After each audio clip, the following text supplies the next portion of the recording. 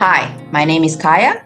Today we have Rob Gauthier, and he is one of the most respected trance channelers in the world, and he's been channeling for over decades. So thank you, Rob, for being here today. Well, thank you for having me. I really appreciate it, and I've been very excited to have this conversation with you. I know you've done so many interviews in the past, and so people can watch them and understand who you are. But for the people who don't know you yet, could you please tell us how was your life like before becoming a channeler, and how did you start this journey? Yeah, it's a bit of a long story, so I try to give the shortest version that I can and still touch all the important parts. I would say my journey probably started as a kid. I had a lot of Christianity in my life. My family had Christian beliefs. And during the time I would sleep, I would have these dreams that felt very real. And one of them was speaking to my mother's grandmother. And she had been gone for a long time. And I talked to her and she said, I'm your grandmother, your great grandmother. And I didn't know what to do with that. And I told my mom and she freaked out, with the Christian beliefs. It's like, no, that it was a dream. That's it. And she refused to hear any more of it. So I just dismissed it. As a kid, you trust your parents' judgment. You're like, okay, that was a dream, I guess. And I fast forward many years, at about the age of 13, 14 years old, I had a rebellious streak. I stopped going to church. I started hanging out with people who were doing not so great things, getting into a lot of trouble, a lot of physical violence. It was a really rough world I was in for a while. I spent time with gang members and spent time doing things with them. And it wasn't a great time in my life. And finally, when I hit about 19, I had already been in trouble with all the things that I had done. And then my son was born, and his mother and I had known each other and been, boyfriend, girlfriend since we were 14 years old. And then when I turned 19, we had my son, Jeremy. So he was born with cerebral palsy, which is a highly degrading medical condition. And basically, what it is brain damage that causes the body not to function properly. Some of this shows up with people very lightly. They can't walk very well. Maybe they have a limp, but speaking to them, you'd never know the difference. Or the more extreme cases like my son, in a wheelchair, is not able to verbally talk or communicate, has to wear diapers. He ate blended food up until he was in his teen years, and then he couldn't eat any longer. So it's a disease that degrades through time. The body gets weaker. It prevents you from doing things. And eventually he lost his ability to eat. And right now he's 25. All the doctors said that he wouldn't make it till he was 20.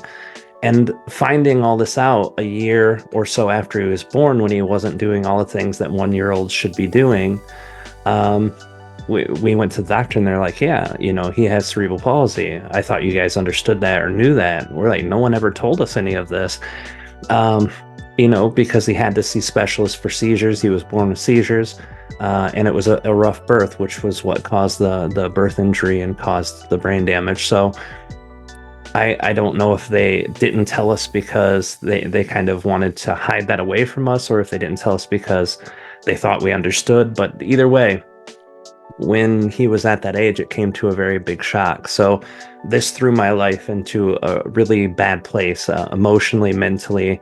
I mourned the loss of my child. Even though he didn't die, it felt like the child that I thought that would be there wasn't going to be there. I wasn't going to be able to have a son who would play sports or take his first date to prom or get married or have kids or any of these things that I envisioned the future would look like. All that was gone in just a moment. It put me into a really dark place. Having him help me get away from that violence and the gang style life. But it also, because it gave me this sense of love, like this human is the first person I ever loved more than I love myself. But it also after finding that out, put me into a very bad emotional place. So I was depressed for a long time. Eventually, I got into a car accident. I live in the state of Michigan in the United States, which is a very snowy state. It snows every winter, multiple feet of snow usually. It's very cold, and I got into a car accident during the winter and hurt my shoulder really bad, and I was put on pain medication, a prescription. I kept taking them, and I kept going back to the doctor and kept getting more and more, and not just more pain meds, but stronger pain meds. And eventually, I without realizing, I became addicted to it. I didn't figure that out until I had lost my last pill for the month, and they weren't going to refill it for another day. And I lost my mind. I started getting sick. So physically, I was hooked on these things. It's like opiates in general are very addictive physically. So eventually, I kept going to doctors and abusing the system, and finally I got kicked off, which put me into going back to the streets to get the pills. And eventually, because I'm on the streets again with these people who are selling drugs, doing drugs, eventually I get into the hardest version of the opiate pills, and eventually worse drugs, cocaine and heroin and different types of drugs. And that was about 7-8 years before I started getting very serious about stopping. I realized that everything in my life had taken a turn for the worst. Like even the relationships that were destroyed from my drug use were kind of really noticeable. When I noticed the one bond that I had that kept me grounded, the love that I had for my son, when that started being affected, when that started being affected, and I noticed that I wasn't caring for him the way that I should, because I was out in the streets trying to get drugs instead of being home with him. I would be out hours a day looking for drugs. That's when I decided I needed to stop. I noticed the one thing and person I love the most, I stopped taking care of him as well as I should have. That made me go get help, and it took a couple of years. And I went to a methadone clinic, and that made the addiction worse, but it got me away from the street and that lifestyle. And then eventually I was put on a medication called Suboxone, which was able to take me off the opiates. And then I was able to get clean from that point forward. So that helped me get through this depression, but it also made a lot of problems a lot worse. Drugs take you away from your soul, take you away from yourself. You get lost into this bad depression that's chemically induced from the medication. So after I ended up getting clean and after I stopped using drugs, I started really connecting to myself again, like things that I hadn't done since I was a child. I was feeling strong emotions, noticing beauty of the world, appreciating my relationships again. So I felt very spiritual. But I didn't have an outlet for it. Christianity didn't really work for me as a child. I had a lot of bad experiences in the church and with the pastors, and every time I had serious questions about the Bible, I was always told, no, you can't question the Bible, you can't question our interpretation of the Bible. So it really frustrated me. But I was looking for something that could kind of prove there was a God, because I felt that there was something there, but I just didn't understand what it was or know what it was. Anyway, I eventually find a spiritualism church, and these guys were very interesting. They said, we can prove that there's an afterlife, because that's what I was really interested in, is spirits and ghosts, human spirits who had passed on. Throughout my childhood, I was very interested in that and UFOs and a lot of things that these are the questions I would bring to the church. And they're like, no, all spirits are bad. They're demonic. ETs aren't real. They're demons pretending. So it really put a lot of fear in me, but also made me more curious. Like, why is this such a topic that I can't talk about? So these guys said, we can do that. We can talk to the dead and bring messages from the other side to prove that it's there. So I said, this is going to be the best thing in the world or the absolute worst, or a bunch of people who are faking. And I needed to see for myself. I went to the church, and I had a reading about my son and things that they could have never known, because this was before Facebook was very popular. And at that time, I never shared any personal information on my Facebook. Coming from the early internet, that was the rules that they taught you. You don't tell people your name, your address, no information about yourself. So I went there and I found all that information. They gave everything about my son, and also some other things, some things that my father had known from the family lineage that he had never told me. And when I told him, he said, yeah, this is what it is. So very, very verifying for me to see that this was something that has something that's real. I don't know what it is, but something is there. I followed, I went, I kept going back, and eventually I had made friends with a guy called Al, and I asked Al, I said, I wish I could do what you guys do. And he said, yeah, dude, everyone can do that. Anyone can learn how to do that. And I thought to myself, there is no way anyone can learn how to speak to the dead. That's ridiculous. There's no way. And he said, stay after. And I had no idea that they did things after the church. I just always went to the church and left when the time was done. And they held meditations, and I did meditations. I stayed there. They taught me a lot about meditation. But because the church still had a lot of Christianity wrapped into it, that made me want to kind of step out of it. There was a lot of infighting and dogma. The church couldn't even kind of come to an agreement if reincarnation was real or not. And I thought, as a church, you guys should be on the same page about most of your stuff. Because, I'm thinking back from my childhood, there's one truth and there's one thing that can be right, or one thing that can be wrong. So eventually I left and I went on my own, and I found the Gateway Experience, which is HemiSync, which was a Monroe Institute binaural beat sound wave. So after I found this binaural beat, I ended up doing some studying. I ended up going through all the waves. It took about 4 months to do that. And at the end of the 4 months, my meditation went from pretty good to amazing, like way, way above what I had learned. And I was able to hear things. I was able to envision things. I was able to visualize. I had left my body a few times. So this was a very powerful thing for me. So a couple months after I had learned it, and I want to kind of set this for people to understand too, set this scene of what my life was back then. As soon as I learned to meditate and I felt so connected to myself, that replaced my addictive behavior. I was a drug addict, but a drug addict is also an addict, and an addict can be addicted to anything. People can be addicted to food, sex, anything. So I've traded my addiction for drugs for this addiction to meditation. So I was meditating 3 times a day for an hour to an hour and a half, plus doing closed eye techniques, which ended up being, anywhere from 4.5 to 7, 8, 9 hours in a day. I would just sit there with my eyes closed and feel the energy of things.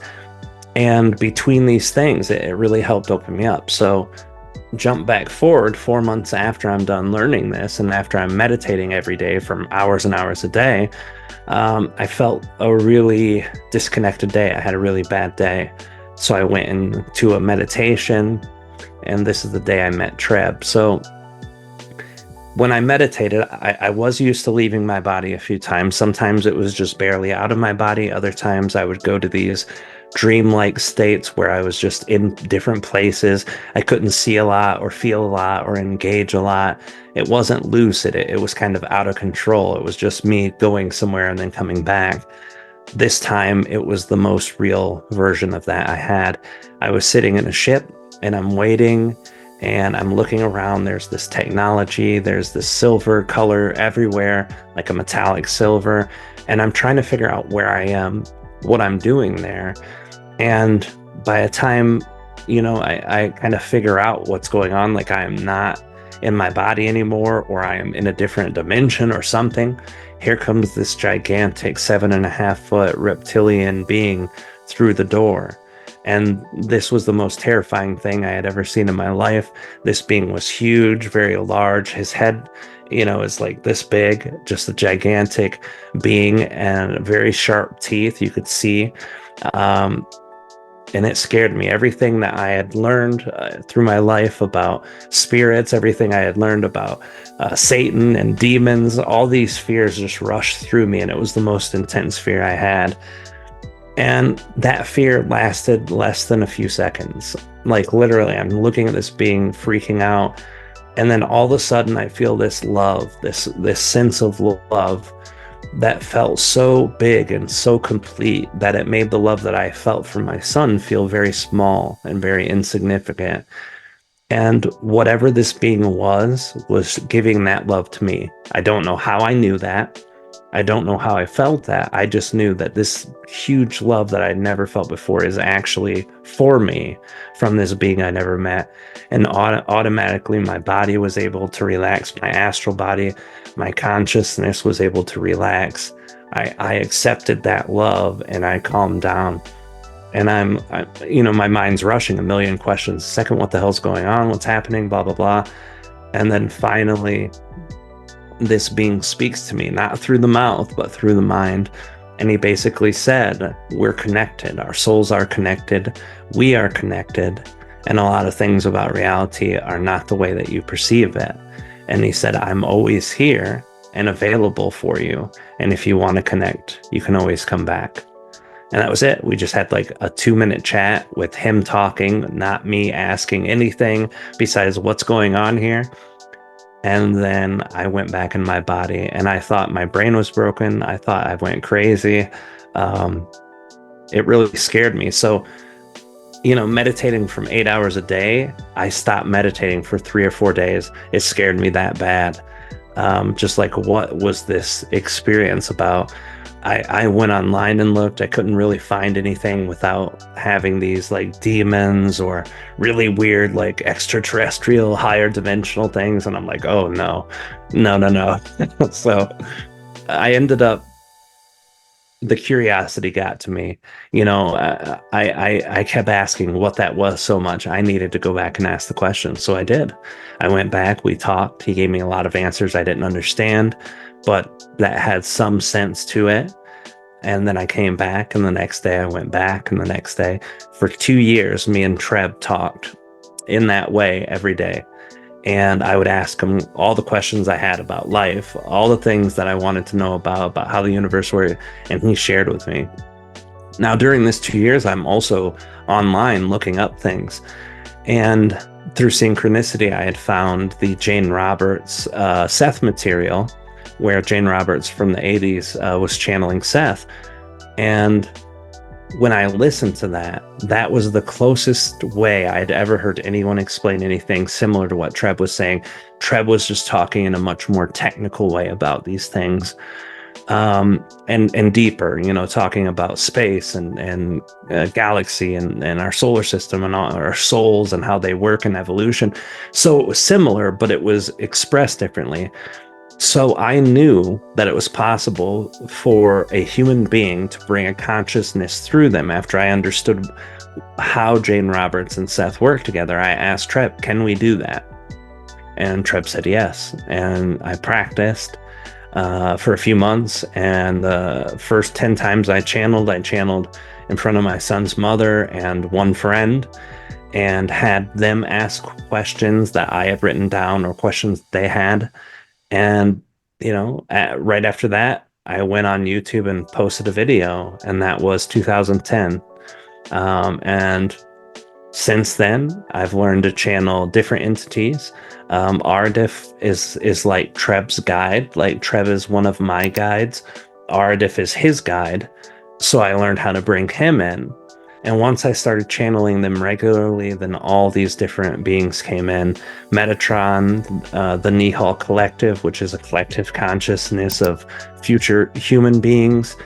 And then they would connect me to all these, by this point, over 1,000 different ET beings I've channeled. So it's something that I've done and done for a long time now. And I've got a lot of experience with connecting to different energies. But I never ever thought that I would be doing what I'm doing now. If I would have watched this even 2 years before I started channeling, I would have said, wow, I must have gone crazy, or I must have, the drugs must have damaged my brain, or something so unrealistic in my perception of what I would be doing. I never would have believed it. So that's where we are now. That's how I came to be. And I knew that was longer than I probably should have spent explaining that, but there's so much to it. I wanted to cover the important parts too. Since you're a child, that you are very intuitive, and then you are sensing and then knowing something is different, right? And so maybe you had already the potential of channeling abilities, more than other people, because doing a meditation 6, 7, 8 hours a day, it is so intense. I don't know how you can do it, but my question is, especially at the beginning, you started to do this channeling journey. How do you know, or did you know that you didn't make it up? Like it's sometimes the mind, speak to you and pretend that it is guiding you through, but like what is the differences between your mind talking to you and those beings talking to you?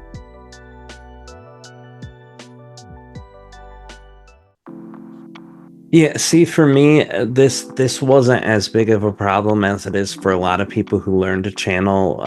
My wife, she's a conscious channeler. A lot of channelers I know, even Daryl Anka, who channels Bashar, is a semi-conscious channeler, or Lisa Royal Holt, who's a conscious to semi-conscious channeler. So there's a lot of themselves there. For me, I didn't have that. For me, I was leaving my body and with no memory of what was going on with my body. So my first 2 years of building this relationship with Treb helped me tremendously, because at this point in my life, I'm coming out of a lifestyle where you don't trust anyone. And there was no way I was going to let this being who popped into my brain, from my perspective, this being that just magically appeared out of nowhere, tell me what was going on without me being excruciating through all the details and double checking everything and, researching and monitoring. I expected this to be either me being crazy, or this is something that's supernatural and not good. So those were my expectations dealing with it at first, until I felt like this is real. This is 100% real. So that was already in my mind before I ever asked Treb, hey, can we start doing this channeling? Plus I had to ask Treb. Treb never said, hey, we should probably, talk to other humans about stuff like this. It was just for me, but I wanted to share that with other people. So the intention behind everything he did was always to help me. It wasn't to get his message out or anything like that. So at that point, I had already figured, yes, he's real. And secondly, the intention behind everything is good. And that helped me when I started channeling. And because I go into a trance, when I was channeling him through my body and he was speaking through me, I was there with Treb talking. So he would feed back in real time, so we're having some problems getting this energy through, we're trying to talk about this, and your beliefs over here are preventing us from being able to talk about it the way we want to talk about it. So I was very much had real-time feedback. 99% of channelers don't have that. Even a lot of trance channelers, they just black out. So they have no idea who they're talking to, but I think the way that my mind is built, the way I am naturally inquisitive, but also, to be honest, I'm actually, I'm always naturally not just curious, but I'm also discerning all the time. I have to know that what I think or know is actually real, or there's a good reason to think it or believe it. And my mind is always dissecting. I don't think that I could have ever learned how to channel without having myself completely removed, because my mind would just want to be so much a part of it, interrupt it, dissect it. I don't think it could have come that way. So I think, my body, my soul, for me, I think channeling was a huge part of my journey, but I don't think I could have done it without me being able to go deep. But it's actually very rare now. Hardly any new channelers are even going into semi-trance now. Most channelers who start channeling in the last 2 or 3 years are just conscious channelers. They're just doing it consciously. So it's an old and outdated way to channel, but I think I had to use it because it wouldn't have come through otherwise. That's interesting. When I was having the regression therapy by Mary Rothwell, she's called the Alien Lady. I love her so much. She's great. But yeah, she's wonderful. And so she was giving me a session, and I was started to see the images, but I was sitting on the sofa and opening my eyes. But my brainwave state was slower and slower. Of course, I was relaxing. And then I started to see Octoria Mother was communicating with me, and then she gave me a symbol to use for my work. So I was like, I was here, and then I was there. It's like separate beings was in me, and I was like communicating with something else, but I was here, and I was like, I got confused, but eventually I got the symbols, and then I explained to Mary what's the meaning behind it, and I'm using that symbol for my work now. But it is interesting. There are so many different ways of channeling and being connected with energies. Is that any differences between you connect with your higher self and channeling those beings? Yeah, see, for me, it's different, but that's because I built that relationship with Treb first, and he kind of helped me to understand myself enough where I could connect to my higher self.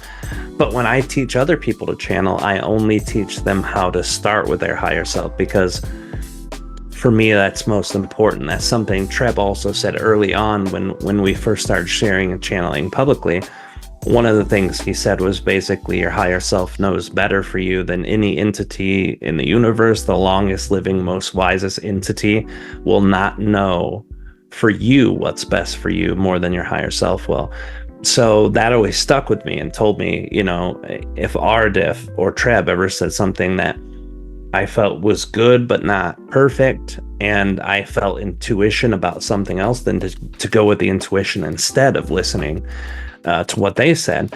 So that's the bridge that I help people build when I teach them how to channel, so that they can connect to their higher self.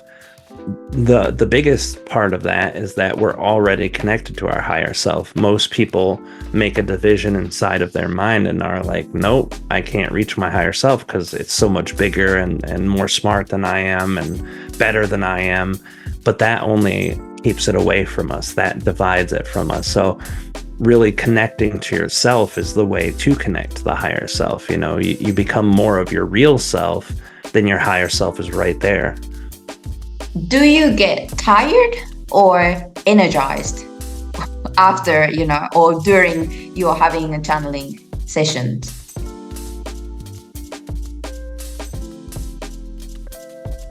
Yeah, I actually get a little bit of both. I used to answer this as that I only got tired, but that's not really true.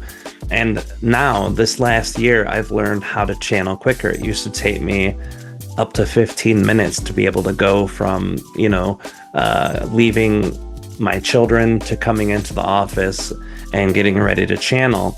It would take me 15 minutes total time, 10 minutes to neutralize, and about 3 minutes to breathe in. Now I can do it in less than a minute. And it used to be that my body would feel pretty tired. Like it's hard to explain, but some people, when they fly in an airplane, they can feel the difference of having their feet on the ground or being 50,000 feet in the air. And they feel a little lightheaded or just not grounded very well. That's how I felt. Like eating heavy food would help bring me back down into the body. So I felt not fully into my body at that time. But energetically, when I would be so tired I could barely keep my eyes open and then do a channeling, after the channeling was done, I would be awake for 2 or 3 hours afterward. So the body remains a little kind of sluggish and a little slow, but the mind opens up a lot. So my brain gets really busy and really fixated on things. And it actually helps me when I'm trying to do something creatively or something for fun. After I get done channeling, I can use that mental energy because the physical energy is lower, but the mental energy is a lot higher. So before any do, if it's okay with you, I'd like you to channel one of the beings so that I can ask some questions.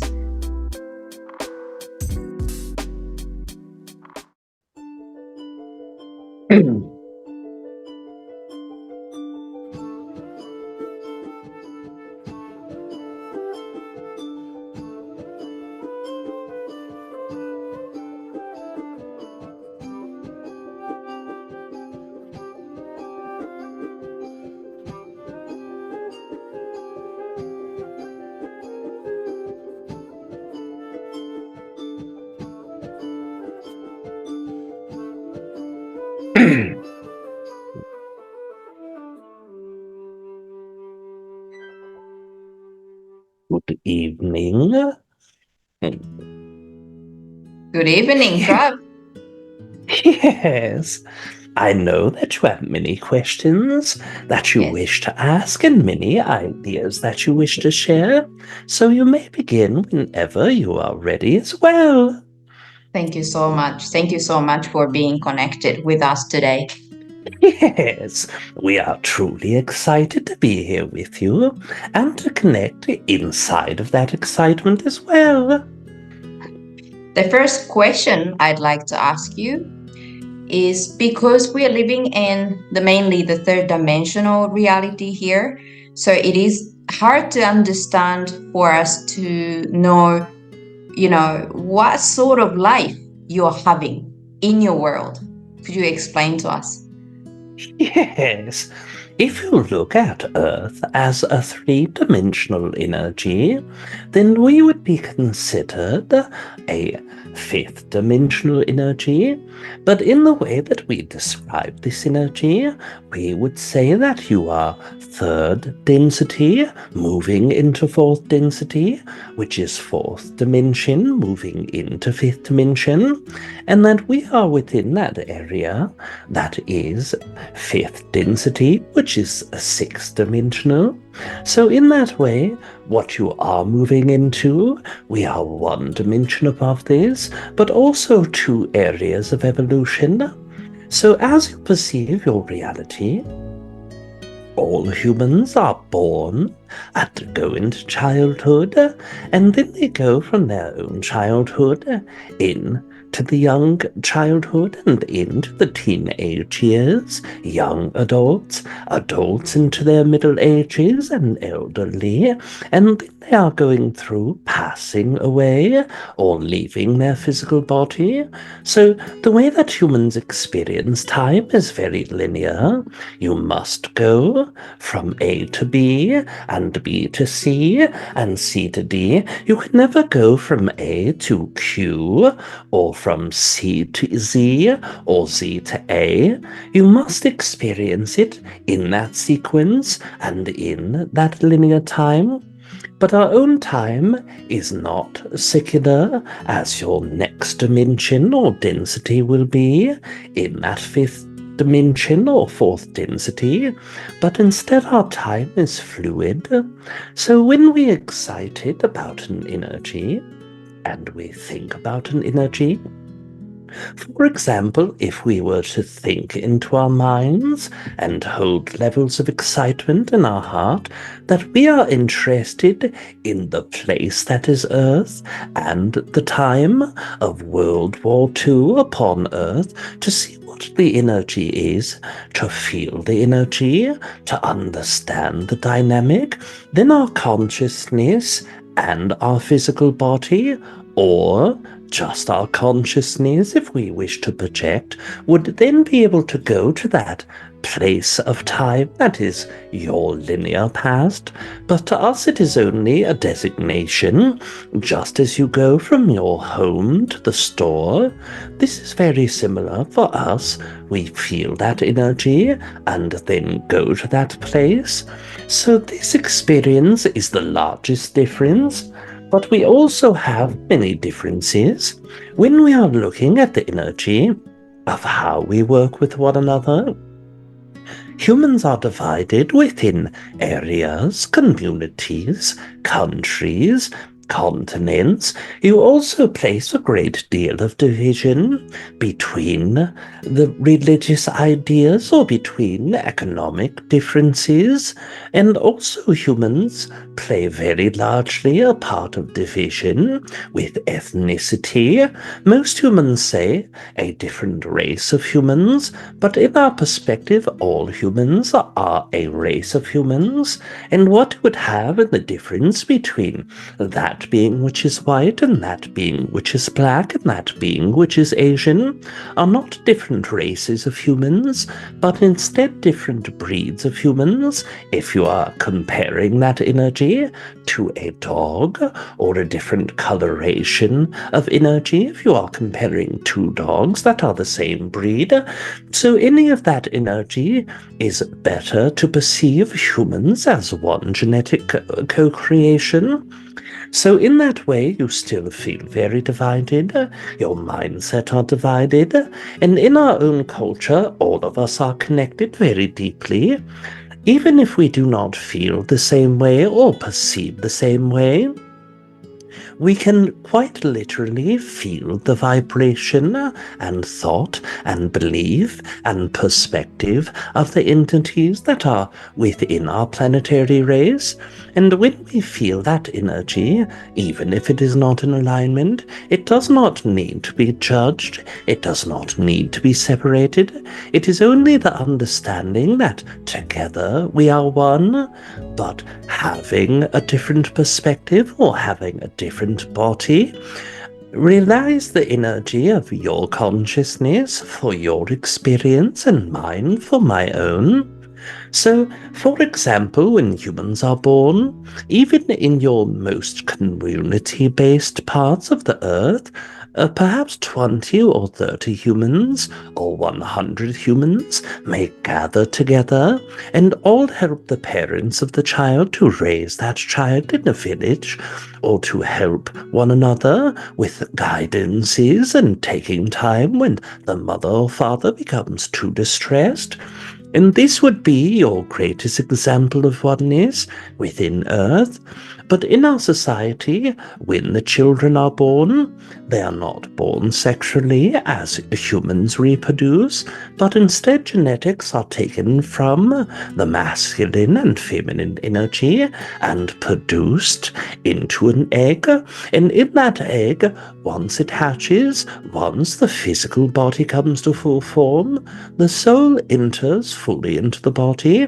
And after our child is born, we may not see them for the first 3 to 5 years of their life because they are simply going out and wandering around. So every entity upon our own planet is so connected to one another that even this child of an entity that they have never met, they would take on as their own to help that entity to create a safe environment for that child to grow and explore. But also there is the level of work that we do. And when we say that word work, we do not mean actual work. What we mean is that all of us get to choose what our greatest excitements are. And that excitement holds the vibration of our life journey and path. For example, my own excitement is to share what we know about the development of our soul, the development of our heart. Many humans would call this job a spiritual advisement. So in that way, this is what I'm doing, not only with the entity that you call Rob, but also several hundred other beings that exist in the galaxy. And we also meet with thousands of different races who have just come to understand who we are, that want to know more and understand, and in that excitement I simply share what I know with them as well. So every entity upon our planet chooses what they desire to do, and in the way of how we co-create, because it is less physical, because we all are one, it is easy to manifest what we desire, both as individual and a collective. So even if one entity desires to have a job that would not benefit someone else, the person who is that person who would not benefit will not even be able to be within the same vicinity, so that their excitements won't prevent the other excitements to manifest as well. It is so ingrained and connected from one to another within our own race, so much respect and understanding from our telepathy with one another, that it is literally possible for every entity that exists on our planet to be able to do only what excites them as well. That's wonderful. So it sounds like you have forms. Is that third dimensional densities, or is it something else? Yes, when you are speaking of the forms of body, the way that our experiences are children in co-creation, all of this is still in what you would call the sixth dimension, or what we would call fifth density. So our bodies are still much less physical than yours. For example, when the host works to connect with my consciousness, he must lift his own consciousness past the fourth density, a barrier, and into the high fourth density, and then my own consciousness is able to come down to meet his. So if we desire to walk on Earth in one day, we could create an avatar of a physical body in your dimension, and we could pour some of our own consciousness into this, and of course it would appear to be us physically. It would be part of our soul in that body, but the bodies and physicality in your dimension is not able to withstand the amount of consciousness that we have. We will give you an example. Humans are averaging 10% of their whole soul that is anchored to the physical body, and the most enlightened beings that have ever walked upon Earth, these entities are 17 to 18% of their soul anchored inside of their body. Our consciousness is over 60%, and can go as high as 70%. This means that our body must be lighter, our consciousness must be more condensed, and this is why we could stand next to you and you would never know that we are there. But also, if we wish to physically interact, we could create that experience, but our own race is not willing to do that until humans are ready to receive our consciousness and our race there. And humans are not willing to do that at this moment because it would be too frightening for them. Humans will start more likely with humanoid races that are more so physically appearing like they are, and that is why the energy for us may come to Earth, but it would still be several hundred years before we would co-create that with you as well. Right. That's interesting. It's interesting that I'm Yes. thinking of the questions and you are already answering it at the same time. It's like you're hearing my questions in my mind. But anyway, I know that you have full of knowledge and information, but where those information come from? Yes. When we are speaking to you and you are asking us a question about yourself, about your experience, then we receive the information from your higher self. Your higher self is there with you all of the time. So in that moment, we would look at your energy, your chakra system, mental body, emotional body, aura field, any energy fields that you have, the physical layer of field. We are not looking at your physical structure of body because we are only connecting to the energy of your consciousness. And the part of soul that you have inside of your body, we are able to perceive that and connect with that energy. But more so, where we receive the deepest level of information is from that part of your own higher self that is equal to our own consciousness. So when you go to the 50-60% of your consciousness, this part is the fifth density part of your own higher self. This part we would be able to communicate with very easily, or even parts that are higher or lower. But this energy is where we are able to understand your personal information. But when you are asking a question about the universe, these are questions that our race has pondered for thousands of years, and because one of us know this, all of us have access to that information. Because our race is truly one with one another, we are connected and integrated very deeply. And this is the same with many races that we have co-created with. Now, if an entity asks a question that their own higher self does not have knowledge of, or we are not knowledgeable about that race, or their specific energy, or no entity in my own planet knows the answer, then what we would do is connect to their planetary consciousness. Now, this is much harder than connecting to a singular entity. Imagine yourself reaching into an ocean to take a handful of water. This is very easy for you to do. Your hands can go and pick up very small amounts. This is how it would be energetically when we are working with your higher self. But when we are going into a planetary consciousness, then we must find the very specific information amidst a great amount of consciousness and information.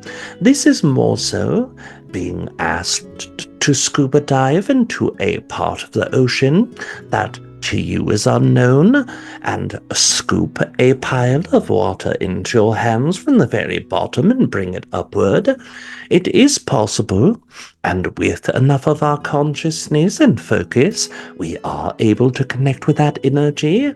But in that way, it involves more focus and more of our consciousness to do so. And this is why we very deeply enjoy connecting with singular entities and collective entities. It helps us understand and process more information so that the next time an entity asks about that very specific handful of water at the bottom of the undisclosed location of the middle of the ocean, we will already know where it is and already know what is within that hand when it is pulled out as well. That's really good. So you would know anything. Like it's interconnected, and then all the information you just need to tune into, and then you get information out of there. Yeah? Yes, if it is in our excitement. Yeah. Yes. Okay, so I'd like to ask very deep question that anyone or everyone is asking on this planet is how and why this world is created.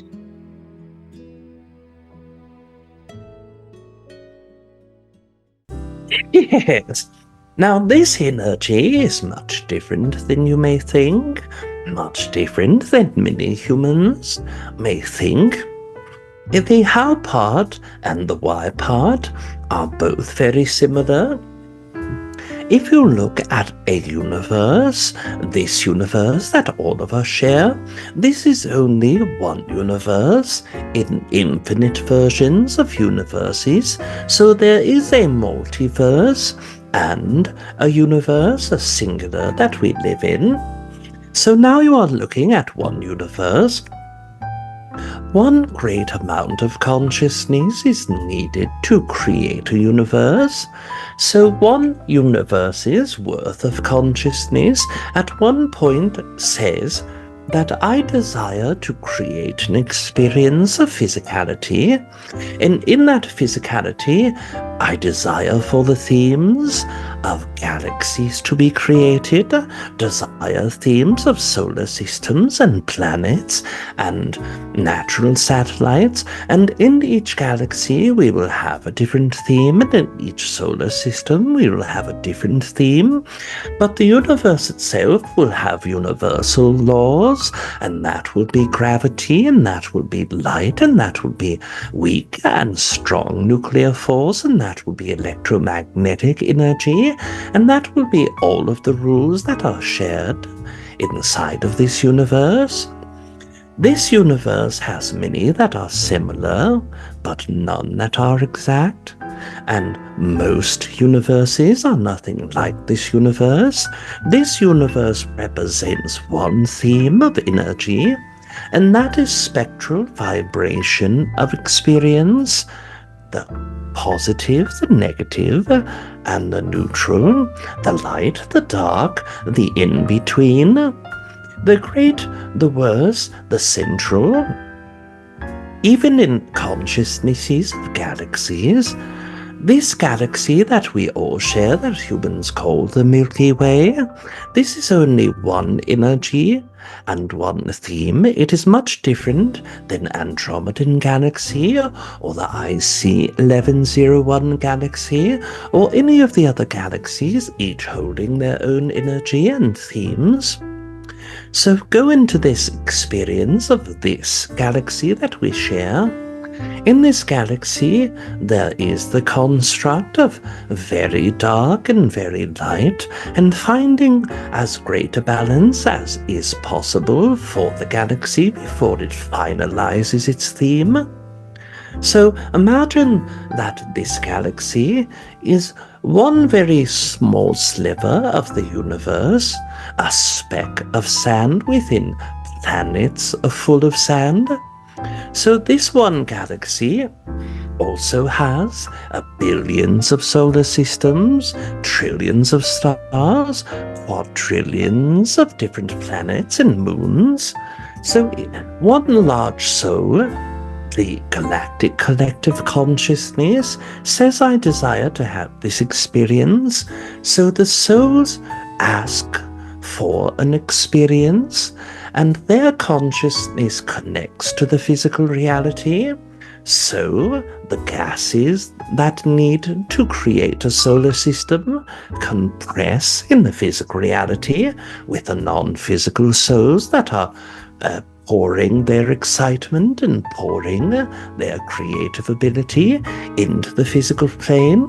So at the very beginning of this galaxy, all of us were gases and rocks that came together, and gravity, one of the rules of our universe, helped push that together.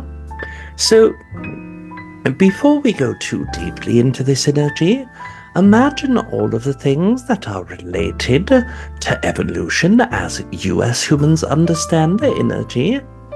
And for lack of better expressions, let's agree to perceive that your scientists are correct. Even though they are not perfectly correct, it is close enough for us to work with. So imagine that this is how your solar system is created. You understand the how in the physical sense, but what isn't understood as deeply is the why.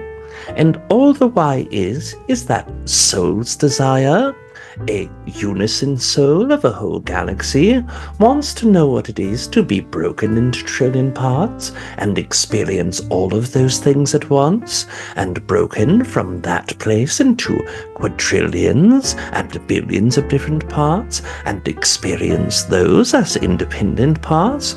So it truly is a game of oneness wanting to understand separation, and separation wanting to understand oneness. Once you are anchored in that physical structure, even if you are one planet of physical consciousness, the whole Earth as one unit, it is a physical being. You see the Earth, you touch the Earth, you know it exists.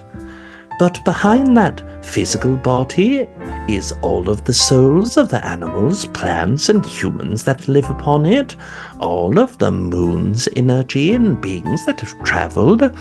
All of those souls agree to be part of the Earth experience, so they create that energy. And this is how the universe has come to be, how Earth has come to be, how your solar system and our shared galaxy as well. That's really, really clear. It makes sense. I'm so excited. Yes. All and right. it's very exciting as Yes, well. it is. It is. This is a bit weird question, but why you and other entities and beings who are channeled by the other channelers are helping us by giving us some information now, particularly now?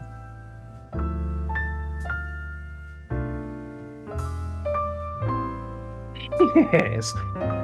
First of all, you have to see the energy of what my own race believes. There are reptilian races that humans perceive as very negative or bad, and of course, because they are doing things that are not very nice to you, they could be considered bad. But that race of reptilians sees their own consciousness and sees their own race as one race of many races, one separate race, so their focus is only on the benefit of their race and the growth of their race, and even though they do consider other beings, and in some ways their negative actions are protective of other beings, you can still express that they are focused on their physical reality. Our race is a different type of race. Their race is what you would call a type 2 race, that is malevolently aligned, and our race is a type 1 race. A type 1 race is not negative or positive. It only exists knowing that it is one. It exists knowing that all things are connected, and it has no perspective of good or bad. So the entities that are type 2 can be very malevolent, but also can be very benevolent. The only difference is that we do not see the separation between ourselves and you.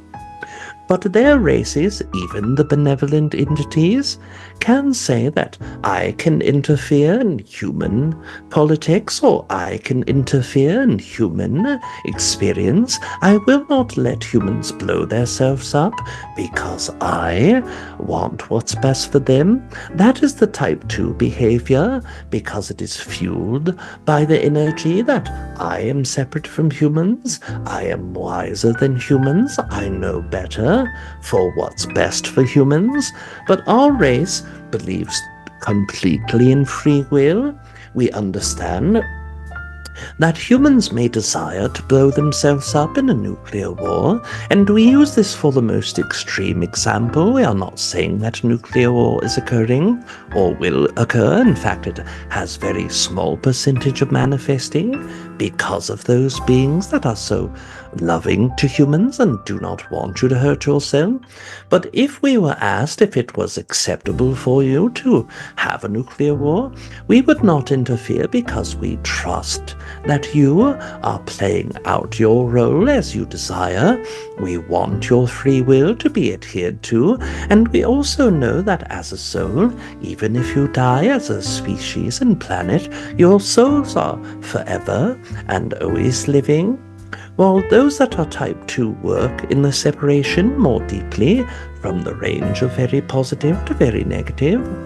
So the reason our own race would not experience that energy is that we are simply feeling that oneness with human race and connecting with you in that way, and we would not want to interfere with the experience. But on the other hand, when our consciousness is one with yours, when you are asking a question and we share information, it is simply as sharing our own selves with you.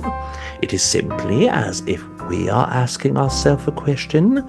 So having the benefit of knowledge, we can share that knowledge with energy that is below us, extract the knowledge that is above us, and that is how oneness works, the sharing, the onenesses of connection. So this is the difference between the type 1 and 2, and the reason why we are sharing with you. Now, other races are type 1 or type 2. Type 1 races can share with you because they wish for your journey to change. They want to share more information to project you into a further place. Some type 2 races that are malevolent may share information with you that isn't untrue, but doesn't benefit humans in the way that you would want it to benefit you. Or some entities may simply tell you something that is opposite in order for you to hold a belief that is not beneficial for you.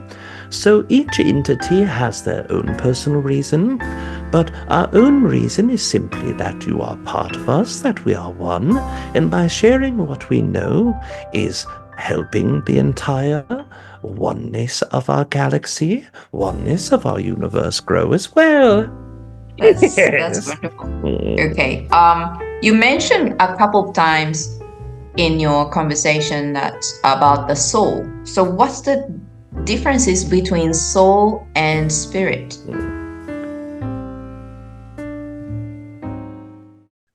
Yes, there are no differences with soul and spirit. These energies are the same. Anything that isn't physical, that cannot walk on a physical plane, in a planet or in a body that is physical, this energy is called the soul. Now, when you see our own bodies, if you come to our dimension and touch our physical body, it would feel just as physical to you there as it would you touching your body physically in your dimension. But if you were to come to our dimension but not shift out of your body and only be in your body, we would not be able to be touched by you because our body is too light in that way. So up into that 7th dimensional or 6th density energy, they are physically locating bodies, being born or coming into incarnations to separate their own consciousness into a body to have an experience. So the body is the physical, the soul is the non-physical, and even that energy of the soul is a fraction of what you truly have that is in the body. The rest that is the higher self is the rest of your soul that isn't embodied and is non-physical as well. Right. From what you see for the humanity for this coming few years, because a lot of people talk about 2025 ascensions and the solar flares and the shift of the humanities, and then Earth is shifting the frequencies and a lot of things people are talking about now. But from your perspective, what will happen or what will be happening to the humanity for this coming few years?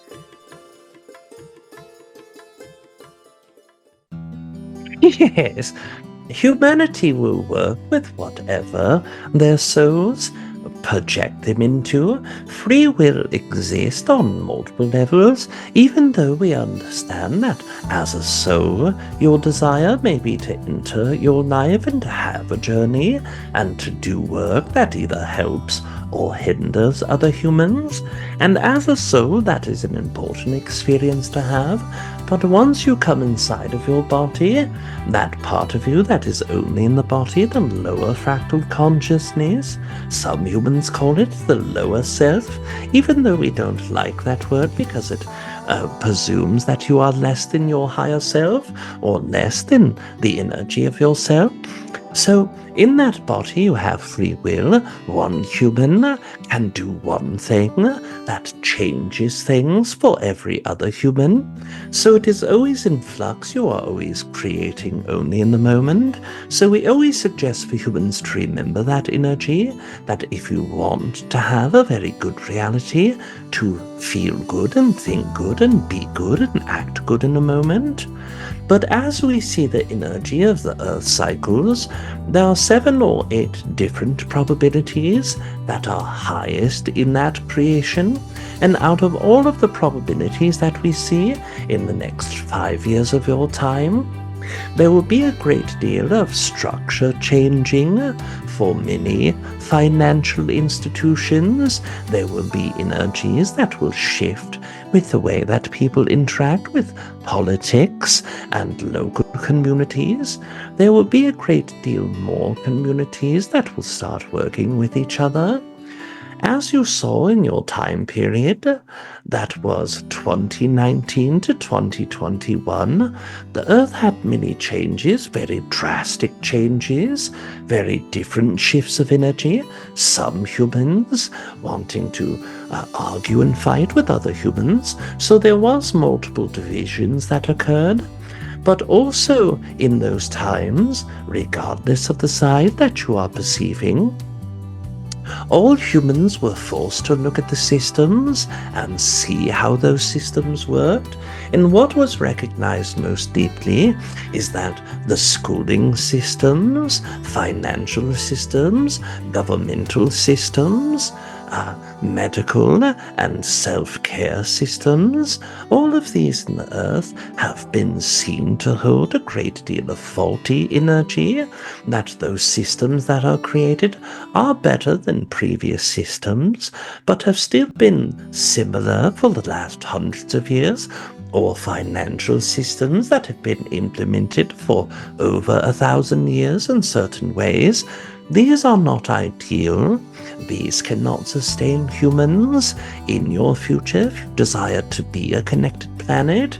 That having all of the division between humans through the political energies, through the religious ideologies, and through all of these systems that are broken, that in the next 5 years, this is where humans start seeing the greater faults. 2020 and 21, many humans started perceiving how different the energy that they wished happened than what did happen with these systems, and start perceiving the energy of how others may attack certain systems, and truly understand how much change is needed for all humans to live in a happy environment with one another, to feel safe from one another, to have ability to create in that environment, but also be very happy and respect other humans on a fundamental level.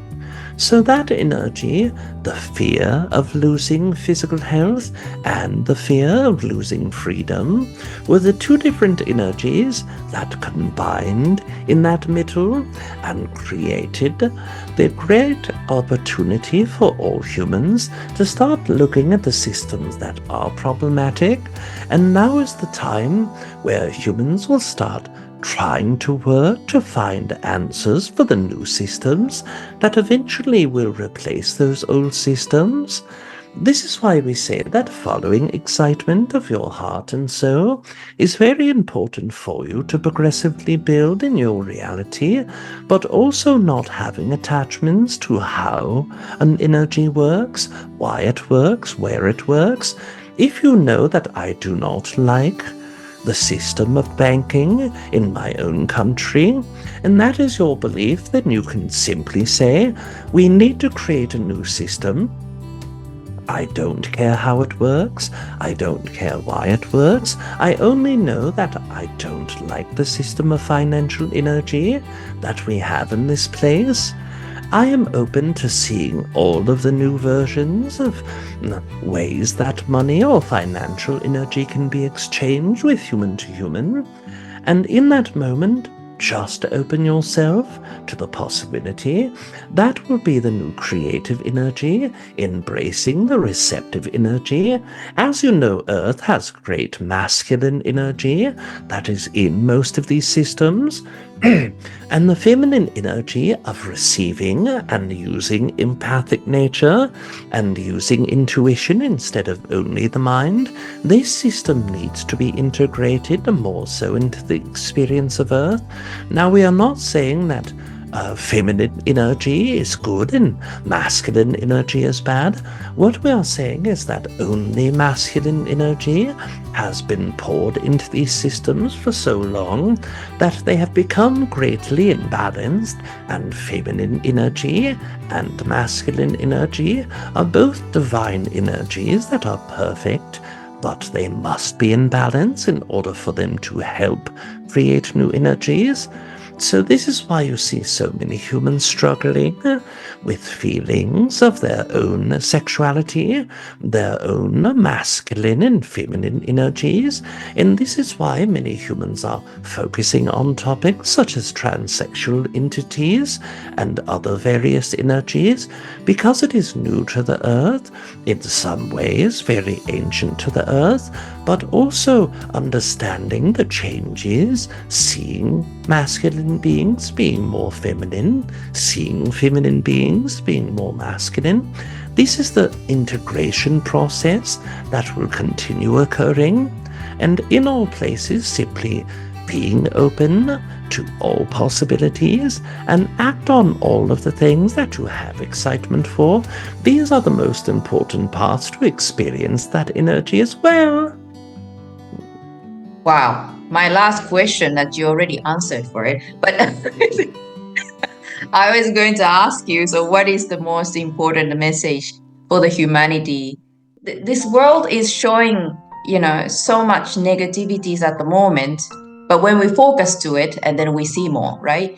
And then we just coming back to or into the 0 point, the neutral space that's not going to too much of good or bad or right or wrong, and we just coming back to this 0 point and then just feeling peaceful and happy and then being excited. Is that what we need to do? Yes, this is one energy. We would share that what is the most important is the same way that we would share for humans to manifest what they desire or to create what they desire. It is a simple recognition of being in the moment, not being so connected to your history. It is important to know your history, understand it on a mental level, but many humans are also placing great emotions into their past, even if it is not their lifetime of past. Many humans have been fixated on past experiences that were traumatic. In North America, slavery was one of the energies. In Europe, World War II was one of the greater energies. So many humans are so deeply attaching their hearts and souls to that past that they are not able to stay focused in that very moment.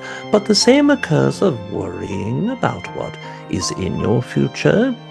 We have always shared that if you are 1 liter of consciousness in total, that when you are going back into the past, you are taking 1/4 of that liter, throwing it into your past. When you are worried about what would happen next or could happen next, then you are throwing 1/4 of your consciousness into the future. And if both things are trawling on you so deeply, you are throwing another 1/4 of consciousness in the air, then you are left with only 2.5 or 0.25 liters of your consciousness. That is not enough to create what you desire. It is only enough for you to be somewhat present in some moments, but mostly not. So, staying in your now as best as you can, knowing that you still need to know your past, knowing that you still need to plan for the future. It is the emotions that go into those that takes away from your energy. And when you are in the now, be present of your mind, be present of your beliefs, be present of your emotions. Your emotions and energy in the body, the physical sensations and your thoughts tell you a great deal about what your soul is going through. It gives you a great deal of intuition, but also tells you where your resistances are. If you are going through negative emotions, it means that you have a belief that is resistant and thoughts that feed into that energy that continue creating. So if all of you desire to know our own most important energy and message to share, it is be present with yourself without expectations, without your linking to past and future, and be in your now and keep your mind open, keep your heart open, and keep the excitement there to act on things that truly excite you. We are not saying that you shouldn't engage with the world, that you shouldn't engage with politics or religion.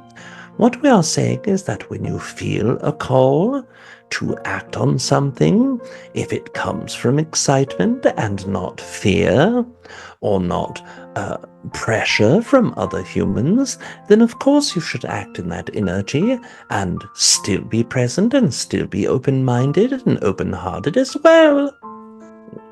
All right. That's awesome. Thank you so much for your time and information, Trav. I didn't tell you, but you're one of the most my favorite entities that Rob channels.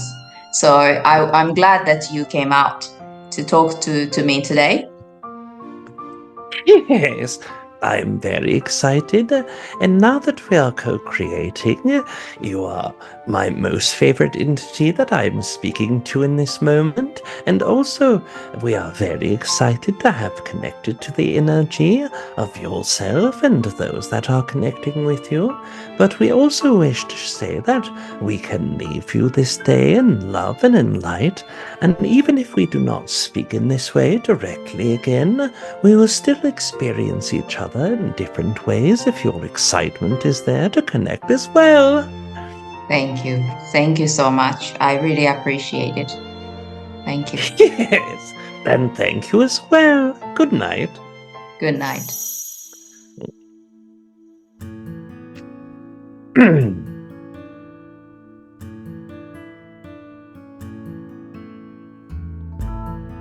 Welcome back. All right, how'd it go? Good, fantastic.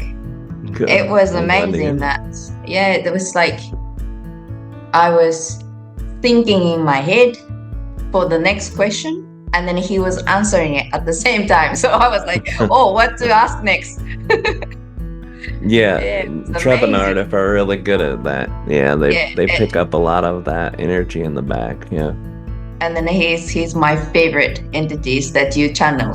That first time I saw your interview with someone, I don't remember, that was so many years ago, like eight years ago. Oh, and wow. The Treb was there. Then his energy just lifted me up. I was like, wow, I like that entity. I want to talk to him one day. And here we are. But thank you so much. And then you're here now. So I just want to ask you, what's your plan for the coming future for yourself?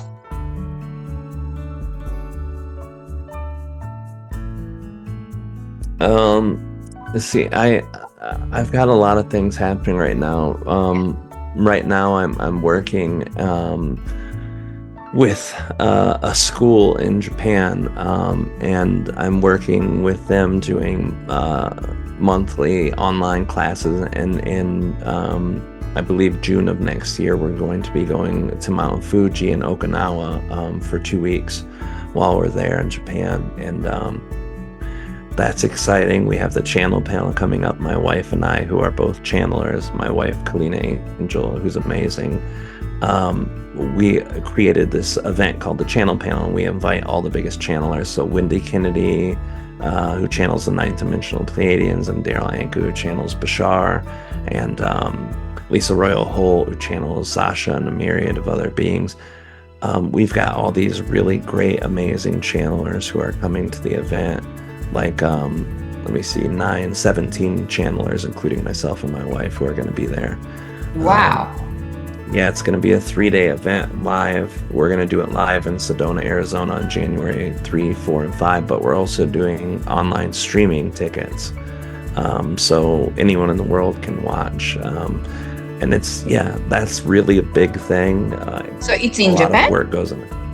No, that one's going to be in Sedona. The Japan one is going to be different. Yeah, that's going to be in January in Arizona. And then in Japan, we're doing myself and Tyler Ellison and Ginchu are the ones creating that in Japan. And we can't announce the other speaker. We can announce one speaker who will be there, which will be Ruben Langdon, who's the guy who did Interview with Extra-Dimensionals on Gaia TV. He's going to be living in Japan at that time with his wife, who's Japanese. And so he'll be there for sure. But me and Tyler and Ginchu and probably 3 more people will be at that, and we'll announce that once we get the other 3 people lined up. Yeah, that would be exciting. Wow. Yeah, but we're doing a course right now too, Galactic Ambassador courses. We did one already, and we're starting a new one September 1st, and that's basically bringing in 4 different races to talk to us, to give us information, but also, tell us how we can connect with them, and they give us these techniques to do with them. At least the last one they did. I don't know what these beings will say, but I imagine the formula will be similar. So that starts September 1st, and so there's a lot of things going on. I'm writing a book with a guy in China about Buddha and doing channeling for that right now. Yeah, so I'm doing a bunch of stuff. You're all over everywhere. Okay. Yeah. So, someone who wants to contact you or support you, so where to go? Yeah, etwhisper.com or robgauthier.com. You can go there and kind of see everything. But the best ways to support us is the monthly Patreon. We do 2 channelings a month, and we also have email sessions, which basically you send in 3 written questions, and you get a 10-minute recording about those 3 questions. But we're not going to be doing those much longer. I don't think we're going to do that beyond this year, maybe even sooner, but that's another way. And the course, where any time you spend any money, even if you're not spending money and you just come to my YouTube channel and say, hey, what you're doing is helping me, or I'm very interested in this topic, that makes me understand that I'm being supported too and doing the work. And it's a work I pour a lot of my heart and soul into. So any way you want to support it, or just even check it out, we're a little bit of everywhere, but the website has all of the places that you can find us on, all the social medias and all of the other projects we're doing. Okay. Thank you so much for your time today, Rob. I know it's very, very late over there. So you must be very tired. But thank you for your time and information, and I'm looking forward to seeing you next time, somewhere, sometimes. Yes. Thank you. I agree, and thank you for having me. I really appreciate it. I really enjoyed my time with you, and I'm glad the channeling was good. Yes, that was wonderful. Good. You're welcome. Thank you for having me on.